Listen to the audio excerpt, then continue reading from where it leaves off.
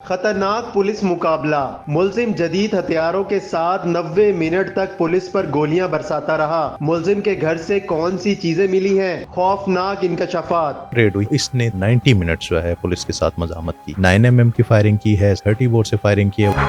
नवीद साहब ये बताइएगा कि गाजियाबाद में एक घर पर पुलिस इन्वेस्टिगेशन विंग छापा मारता है। किसको गिरफ्तार करने गए थे? ये किस मुकदमात में मतलूब था पुलिस को?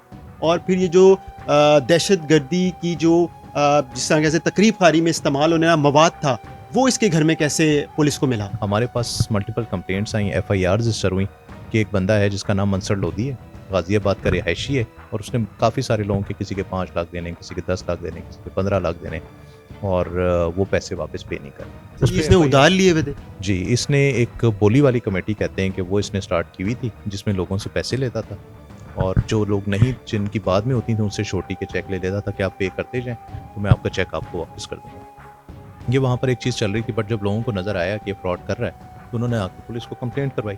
हमारे पास मल्टीपल FIR रजिस्टर हुई। जब ये FIR रजिस्टर हुई तो पुलिस ने इसके ऊपर रेड का प्लान किया। अब इस किस्म के जो मुलजिम होते हैं जो कि फाइनेंशियल फ्रॉड्स में इन्वॉल्व होते हैं, वो नॉर्मली इतने एक्सट्रीम लेवल पे नहीं जाते कि वो आके पुलिस के साथ मुकाबला शुरू कर दें। जब इसके ऊपर रेड हुई, अच्छी वेल प्लान रेड थी, ये मौके पे भी मौजूद था, पुलिस जब गई है तो इसने तकरीबन 90 मिनट्स जो है पुलिस के साथ मजामत की।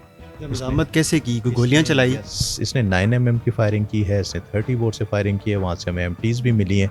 जब इसने ये किया तो उसके नतीजे में हमारे 2 पुलिस ऑफिसर जो है वो इंजर्ड हुए, जिसमें एक ASI हैं जिनकी टांग पे गोली लगी, और एक हमारा कांस्टेबल है, वो भी गोलियां लगने से ज़ख्मी हुआ। और ये जो क्रॉस फायरिंग रही, ये कितनी देर तक रही? ये जो मैं आपको बता रहा था 90 मिनट्स तक रही।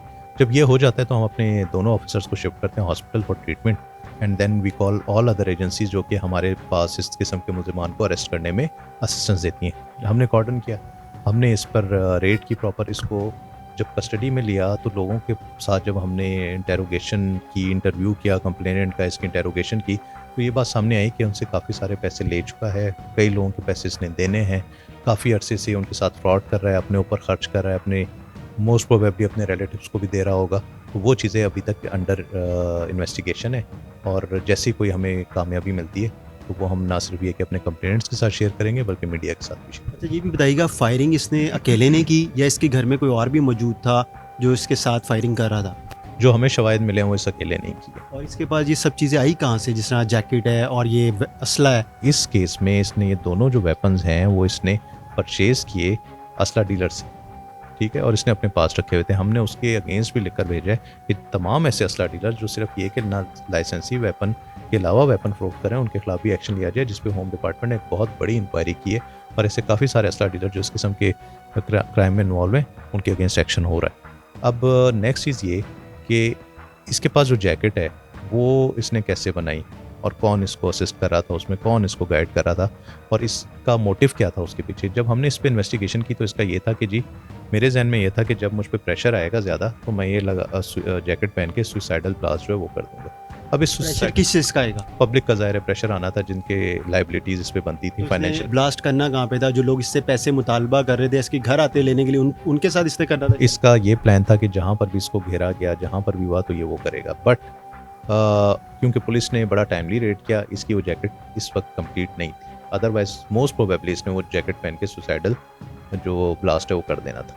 अब जो उस जैकेट को देखा जाए तो इंतहाई देसी साख्ता, जिस तरह की एक जैकेट बनी होती है, एक बेल्ट है, उसके ऊपर इसने कुछ बॉटल्स फिक्स की हुई हैं, इसने वायरिंग की हुई है, इसने डेटोनेटर जो है वो लगाने थे, और फिर उसको जैसे ही इसने मिलाना था पॉजिटिव नेगेटिव चार्ज को तो वो ब्लास्ट ऑटोमेटिकली हो जाना था। ये बेसिकली पेट्रोल बम है, पेट्रोल बम इसने उसमें लगाए हुए, और ये टेक्नोलॉजी इसको जिस किसी ने भी बताई है उसके पीछे भी हम काम करें, इंशाल्लाह वो भी बहुत जल्द हमें कामयाबी मिलती है तो हम आपके साथ भी शेयर करेंगे, क्योंकि ये एक चीज़ बहुत ही हट के हमारे सामने है। ये भी कर सकता था, बड़ा वेपन रख लेता, AK-47 रख लेता, कोई और वेपन रख लेता ऐसा, जिससे अपने आप को प्रोटेक्ट करके गैंग अप कर सकता था लोगों के साथ, लेकिन वो फॉर्चुनेटली नहीं हुआ। ये यहाँ पर रह कितने अरसे से रहा था? इसका लाहौर से ही ताल्लुक है? और फिर जिस तरह आपने कहा कि लोग मालूमात दें, तो लोगों को तो उस वक्त पता चला होगा जब आप लोगों ने उसके घर पे छापा मारा होगा।